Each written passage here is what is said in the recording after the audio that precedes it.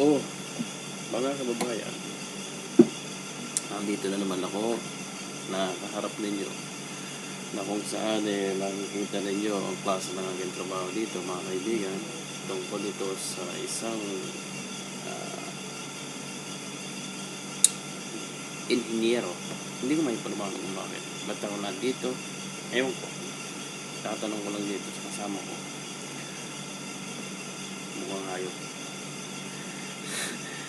Ngayon, ang tatalakayan natin ngayon tungkol sa mga bagay-bagay na mga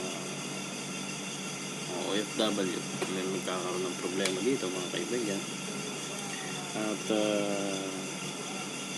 iintayin po natin mamaya ang isang kong kaibigan na kung saan makakapanayam natin siya ngayon at papaliwanag niya kung bakit siya hanggang ngayon nandito.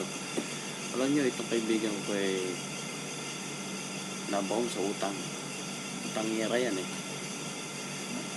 At kita niyo naman sa pagmumukha niya ngayon, talagang problemado siya. At nagtatago po siya sa batas ng mga bangko. Pinaghahanap po siya ng mga bangko ngayon. Ito na yan, ilan pong mga bangko ngayon ang nasa listahan yung pangalan niya. Nasa hit list po siya ngayon at pinaghahanap po siya ng batas ng bangko.